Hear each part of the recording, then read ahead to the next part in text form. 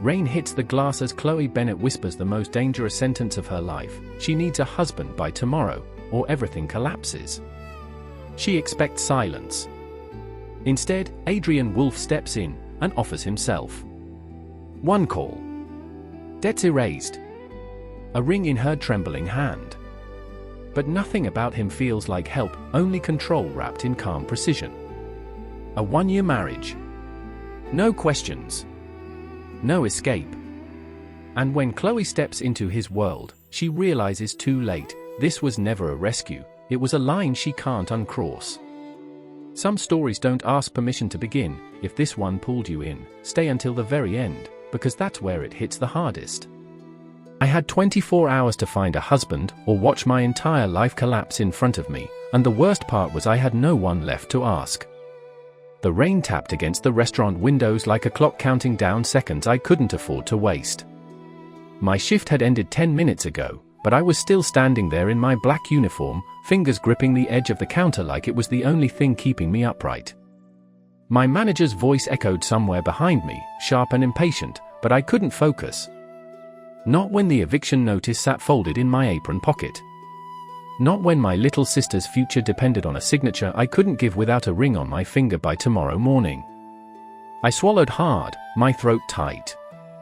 23 years old, and everything came down to one impossible sentence. I need a husband by tomorrow, I whispered. The word sounded ridiculous even to me, fragile, desperate. I almost laughed. Almost. Until the room changed. It wasn't loud or obvious. Just a shift. The low hum of conversation softened. Footsteps slowed. Something in my body reacted before my mind caught up. Then I saw it. Polished shoes stopping inches from me. I froze, my eyes lifting slowly. He stood there, tall, composed, like he belonged to a different world entirely. A dark suit, perfectly fitted, like it had been made for him alone. His presence didn't ask for attention, it commanded it. I noticed the others a second later. Men in dark suits positioned just far enough to pretend they weren't watching, but close enough that I understood they were there for him. Always for him. My heartbeat stumbled as his gaze locked onto mine. Sharp. Steady. Unreadable. Say that again. His voice was low, controlled, cutting through everything else without effort. I should have walked away. I should have laughed it off. But I didn't. I said I need a husband by tomorrow. This time, my voice came out clearer, stronger, even though my hands trembled at my sides. Something flickered in his eyes. Not surprise. Not confusion. Something deeper. Decision. He didn't hesitate. Marry me. Just like that. No build-up. No explanation. Like he was offering a contract, not a life. I blinked. Certain I heard him wrong. You don't even know me. I know enough. His expression didn't change. Then he reached into his jacket and pulled out his phone. One call. That was all it took. His tone didn't rise. Didn't shift. But within seconds, everything I had been fighting alone started to move, like invisible doors opening one by one. My breath caught as reality twisted in front of me. This wasn't normal. This wasn't safe. This was something else. Something powerful. Something dangerous. He stepped closer, slipping a simple ring into my shaking hand. You asked for a husband. He paused just long enough for my heart to miss a beat. Now you have one. And in that moment, I realized I hadn't just made a deal. I had crossed a line I didn't know how to come back from. I didn't remember agreeing to anything. My fingers were still wrapped around the ring when he turned and walked away, like the decision had already been made for both of us. The men in suits followed him without a word, and just like that, the space around me felt empty again, but not the same kind of empty. Heavier. Charged. Like something invisible had shifted permanently. I stood there for a second too long, trying to catch up to what had just happened. My manager called my name, sharp and irritated, pulling me back to reality. I forced my feet to move, stepping out from behind the counter and into the back hallway, where the noise of the restaurant dulled into a distant hum. I leaned against the cold wall, pressing my hand flat against my chest, trying to steady my heartbeat. This was insane. People didn't marry strangers. People didn't fix lives with a single phone call. But then my phone buzzed. The sound cut through everything.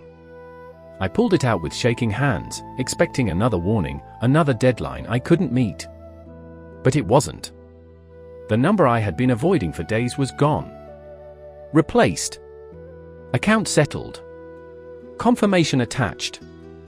I stared at the screen, blinking once, twice. It didn't disappear. A second notification came through. My landlord. Lease extended. Payment received. My knees weakened. I slid down the wall until I was crouched on the floor, my mind struggling to process how quickly everything had changed. Something that had felt impossible an hour ago had just been erased. Like it had never existed. This wasn't help. This was control. I could feel it in the way my chest tightened instead of easing. Footsteps echoed down the hallway. Steady. Measured. I didn't have to look up. I felt it. That same shift in the air. I pushed myself to stand before he reached me, straightening instinctively. He stopped a few feet away. Close enough for me to see the details now, the precision in everything, from the cut of his suit to the calm in his expression. Your situation has been handled, he said. Not asking. Stating. Why would you do that? My voice came out softer than I intended. Because you needed it done. Simple. Too simple. People don't do things like this for nothing. You're right, he said quietly. Nothing is free. The word settled heavily between us. I should have walked away right then. But my sister's face flashed in my mind. I lifted my chin. And what do you want in return? Your agreement. 1 year. My heart skipped. You will stay with me. You will wear that ring. And you will not ask questions you cannot afford the answers to. 1 year. The number echoed in my mind. Too long. Too permanent. And after that? We'll see. That should have scared me. But it didn't. Not enough. I looked down at the ring. Simple. Elegant. Expensive. A symbol of something binding. Something real. Before I could overthink it, I slipped it onto my finger. When I looked up again, his gaze had shifted slightly. Good, he said. And just like that, I stepped fully into his world. The ring felt heavier with every step I took. He didn't rush me. Didn't touch me. He just turned and walked, like he expected me to follow. And I did. We moved through the restaurant without drawing attention. Or maybe people just chose not to see. The staff avoided eye contact. My manager, who had been shouting minutes ago, now stood completely still. The front doors opened before we reached them. Cool night air brushed against my skin. Outside, a black car waited. Sleek. Silent. One of the men opened the door. I hesitated, my reflection catching in the window. A waitress in a simple uniform. With a ring that didn't belong to her life. This was the moment I could still walk away. I could take it off. Give it back. But my feet moved anyway. I got in. The door closed behind me with a soft, final sound. He entered from the other side. The space instantly felt smaller. Not because of size. Because of him. Where are we going? I asked. Home. The word landed heavier than it should have. I need to call my sister. You will have time. Not permission. Not refusal. Certainty. I called her. Chloe, where are you? I've been calling all night. I'm okay. Everything's handled. You sound different. I swallowed. I made a decision. A pause. Just come home safe. I will. But even as I said it, something inside me knew home was already changing. The call ended. Silence filled the car. Adrian, I said. He turned slightly. That's your name, right? Yes. You do this often? The corner of his mouth shifted slightly. No, that answer unsettled me more than anything. Because it meant this wasn't normal. Not even for him. The city lights blurred past the window. And I realized something that sent a quiet chill through me. This wasn't a rescue. This was a beginning. The car slowed before I realized we had left the noise of the city behind, the constant hum of traffic fading into something quieter, more controlled, like even chaos wasn't allowed to exist here. The gates appeared first. Tall iron. Smooth black. No name. No sign. Just presence. They opened before we even stopped. Like we were expected. That thought settled deeper than anything else tonight. I sat a little straighter, my fingers tightening together in my lap as we passed through a long drive lined with lights casting soft gold across perfectly trimmed trees. Everything here felt deliberate, like nothing existed by accident. The car stopped in front of a house that didn't feel like a house at all. It was too still. Too perfect. Too controlled. The door opened beside me. I stepped out slowly, my shoes touching smooth stone, my reflection catching briefly in the glass ahead. I barely recognized the girl staring back. Same uniform. Same face. But the ring changed. Everything. It made me look like I belonged somewhere I didn't understand. Come, he said. And I followed. Because I didn't know what else to do. Inside, the air felt different. Not colder in temperature. Colder in feeling. High ceilings. Clean lines. Silence that made every sound feel too loud. A woman appeared, composed, precise. Mr. Wolfe. Then her eyes shifted to me. Mrs. Wolfe. The word hit harder than anything else tonight. I froze. Not because it was wrong. Because it was too real. I opened my mouth to correct her. But I didn't. Because technically, she wasn't wrong. Prepare the east wing, he said. Of course. She turned to me. If you would follow me. I glanced at him instinctively. His gaze met mine. No hesitation. Just expectation. So I followed. The hallway stretched long and quiet. Doors on either side. Closed. Silent. Until one opened. This will be your room. I stepped inside slowly. Soft lighting. Wide windows. A bed that looked untouched. Like it had been waiting. Not for someone. For a moment like this. This doesn't make sense, I thought, standing there.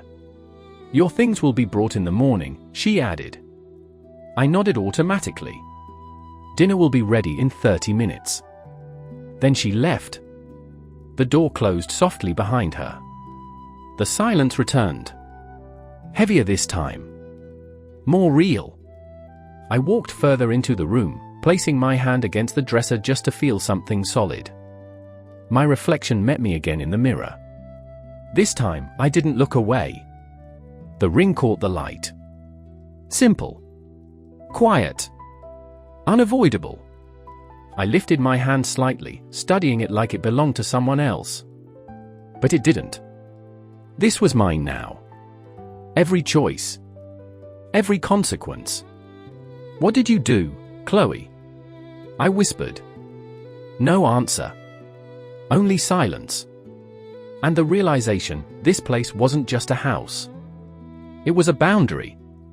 And I had already crossed it. I didn't move for a long time. 30 minutes. Dinner in 30 minutes. Like this was normal. Like people didn't go from nothing to this in a single night. I walked to the window instead. The city stretched in the distance, lights blinking like a reminder that somewhere out there, my old life was still moving. My sister was probably pacing. Waiting. I reached for my phone. Then stopped. What was I supposed to say? I got married tonight to a stranger? I lowered my hand. A knock broke the silence. Come in. Dinner is ready. I nodded. Thank you. The dining room was vast but intentional. A long table. Set for two. He was already there. Waiting. Not impatient. Just certain. You can sit. I moved slowly, taking the seat across from him. Everything felt too precise. Too controlled. Too intentional. You have questions, he said. That's one way to put it. Ask one. I blinked. One? Choose carefully. The air shifted again. I had 1,000 questions. But only one mattered. What happens if I want to leave? Silence. Then, you already made your choice. Not harsh. Not threatening. Certain. That made it worse. Because it meant this wasn't force. This was decision. Mine. Eat, he said. Only then did I notice the food. I hadn't even seen it arrive. I picked up the fork. The first bite tasted like nothing. My thoughts were too loud. You said 1 year, I said. What exactly does that mean? You will live here. Be seen with me when necessary. Maintain the role. A role. A wife. The word landed differently now. Heavier. More defined. And when people ask questions, you answer only what is required. Nothing more. Structure. Rules. Lines I was expected to stay within. And you, I asked, what do you get from this? A pause. Then, stability. That word again. Simple. But layered. In what way? In the only way that matters. And that told me I wouldn't get more. Not tonight. Maybe not ever.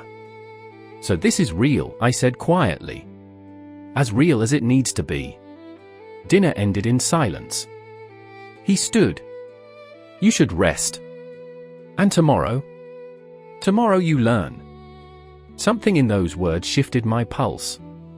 Not fear. Not anticipation. Something in between. Sleep didn't come easily. The bed was too soft. The room too quiet. Every thought louder than it should be. Every time I closed my eyes, I saw him. That moment. That decision. That line I crossed. Eventually, morning came. Soft sunlight. For a second, I forgot. Then I moved my hand. The ring.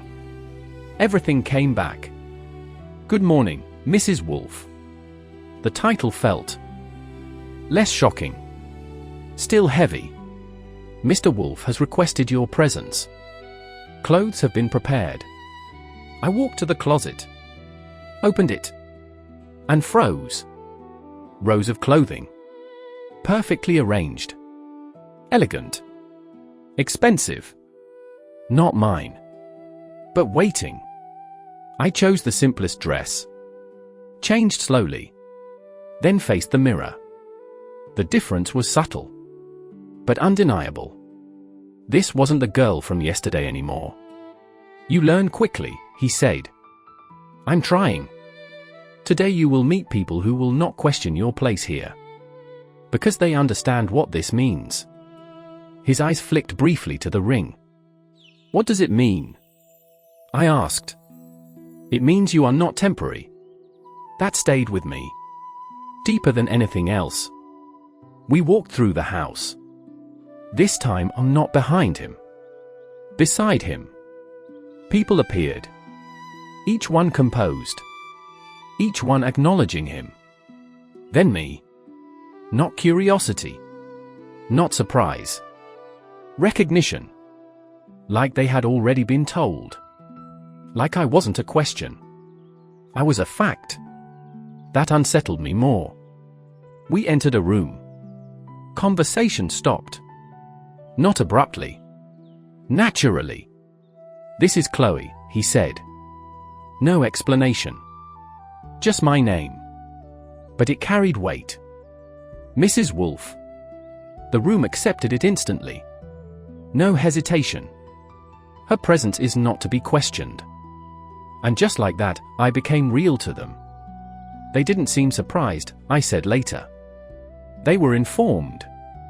Of course. Nothing here happened without intention. You trust them. I trust what they represent. Not people. Structure. System. Control. And what do I represent? He stopped. Turned to face me. You represent stability. The same word. But heavier now. More intentional. We stepped onto the terrace. The city stretched below us. You are thinking about leaving, he said. I'm thinking about who I was before this. And who were you? I almost smiled. I don't know anymore. Then, someone who thought choices were small. I was wrong. And now? I turned slightly toward him. Now I'm trying to decide if I should be afraid or grateful. You don't have to choose. I think I do. Because fear meant danger. And gratitude meant trust. And I didn't know which one this was. You think this is control, he said. It's not. You sold everything. You decided what happens. You told people who I am, and they accepted it. If that's not control, what is? Silence. Then, structure. Control forces. Structure remains. I studied him, trying to understand the difference. And where do I fit in that? He looked at me directly. You are the part that makes it hold. That answer changed something. Not everything. But enough. And what happens if I change? I asked. Then everything changes. Simple. Certain. And for the first time, I realized something I hadn't seen before. This wasn't one-sided. I didn't just step into his world. He stepped into mine. Too. In a way neither of us fully controlled. I turned back to the city. The life below no longer unreachable. Just different. Like I was seeing it from another layer. And in that quiet space, between power and choice, between structure and change, something had begun. Not forced. Not planned. But inevitable. And for the first time, I didn't know if that made it more dangerous or more real. The silence lingered after that conversation, not empty, not heavy, just present, like something had shifted into place without asking permission. We didn't speak again as we walked back inside. But something was different. Not in the house. In me. The rest of the morning unfolded with a kind of quiet structure I was beginning to recognize. Everything here had a rhythm. Not rushed. Not chaotic. Controlled. Intentional. I followed him through spaces I didn't yet understand, rooms that hinted at operations far beyond what I could see. Offices with doors slightly open. Voices low and measured. People moving with purpose. No one questioned me. No one asked. They already knew. That part still unsettled me. Because it meant my life had been explained to others before I had fully understood it myself. By midday, I was alone again. Back in my room. The silence returned, but it didn't feel as sharp as it had the night before. I walked slowly across the space, touching things without thinking. The edge of the dresser. The fabric of the curtains. The cool surface of the window. Grounding myself. trying to connect this reality with the one I had left behind. I picked up my phone again. This time, I didn't hesitate. I called my sister. She answered immediately. "Chloe?" "I'm here," I said softly. "Where are you? What's going on? You just disappeared last night." I closed my eyes for a second. "I'm safe," I said first. Because that was the most important part. There was a pause. "That's not what I asked." I almost smiled. "I know." Another pause. "You sound different." That word again. Different. "I made a decision," I said carefully. "What kind of decision?" The truth sat right there. Too big. Too unreal. "I fixed everything," I said instead. "The apartment. The payments. Everything's taken care of." Silence. "Then, how?"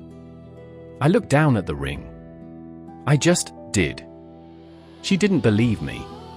I could hear it in her breathing. "Chloe, I'll explain," I said quickly. "Just not right now." Another silence. Then softer, "Are you coming home?" That question hit harder than anything else. I looked around the room. At the walls. At the life I had stepped into. "I don't think so," I said quietly. "Not anymore." After the call ended, I stood there for a long time, phone still in my hand. That was the first moment it felt real in a different way. Not the house. Not the ring. The distance. The separation between who I had been and who I was becoming. A knock at the door pulled me back. "Mr. Wolfe is waiting for you." I nodded. Of course he was. Everything here moved on his timing. This time, when I walked through the hallways, I didn't hesitate as much. My steps were steadier. Not confident. But not uncertain either. Aware.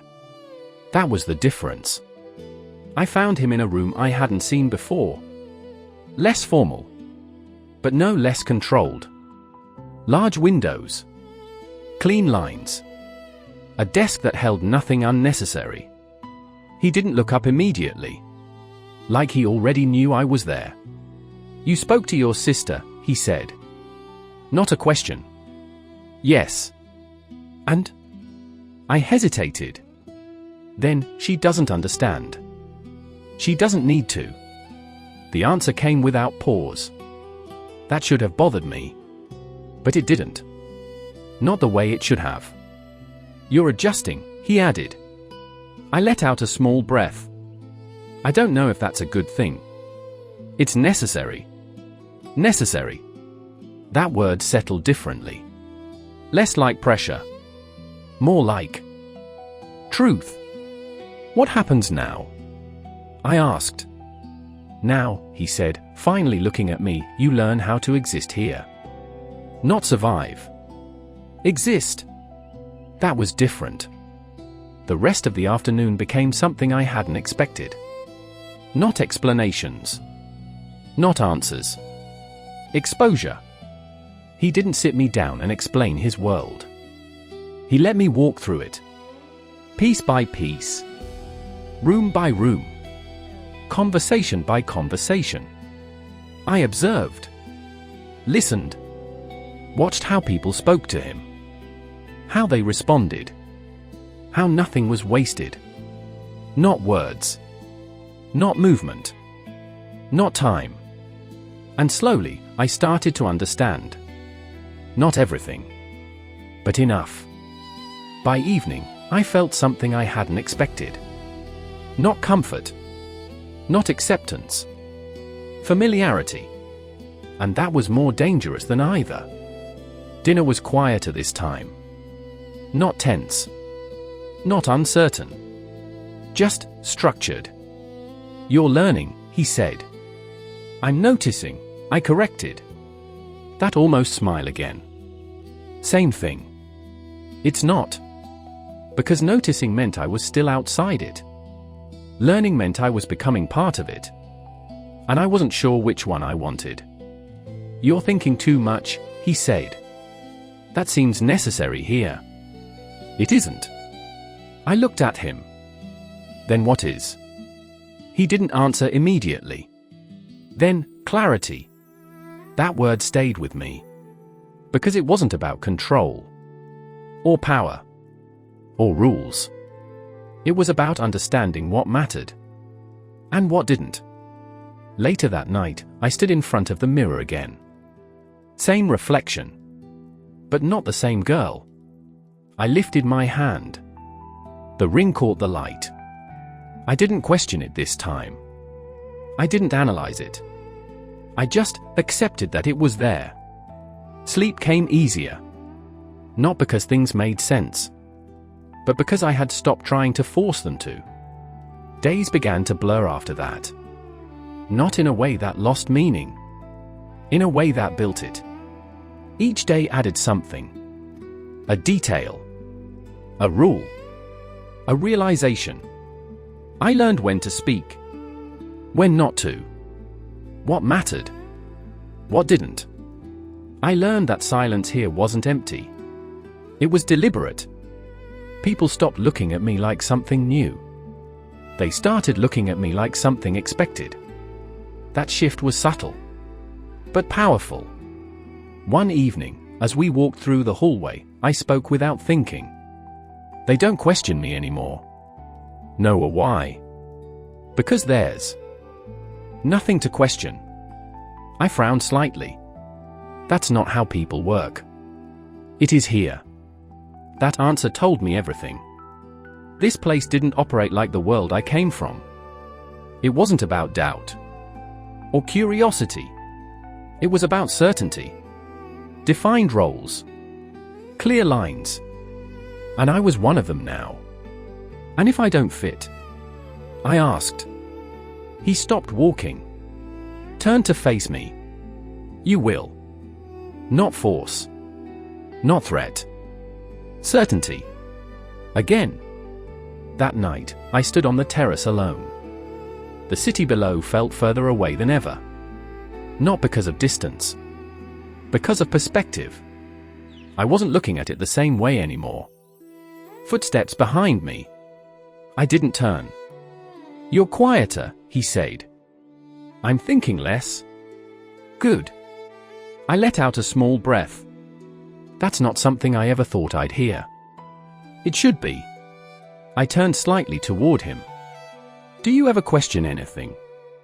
He looked at me. Constantly. That surprised me. It doesn't seem like it. That's because I don't question the things that are already decided.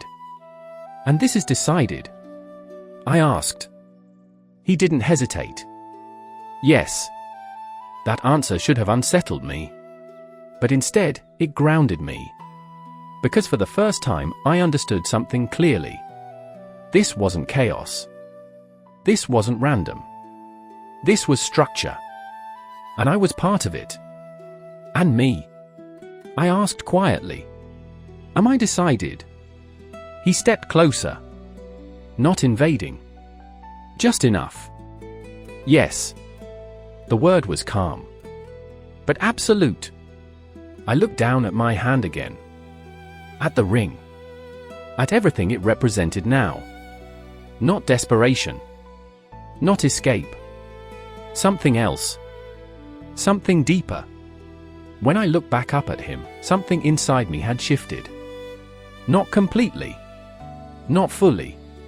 But enough. I understand, I said. And this time, I meant it. The silence that followed wasn't empty. It wasn't heavy. It was settled. And standing there, between the life I had left behind and the one I was stepping into, I realized something I hadn't been ready to see before. This wasn't about losing who I was. It wasn't about becoming someone else. It was about choosing which parts of myself could survive here. And which ones couldn't. The city light stretched endlessly below us. Unchanged. Unaware. Still moving. Still alive. But me, I wasn't standing in that world anymore. And for the first time since that night in the restaurant, I wasn't trying to go back. I was learning how to stay.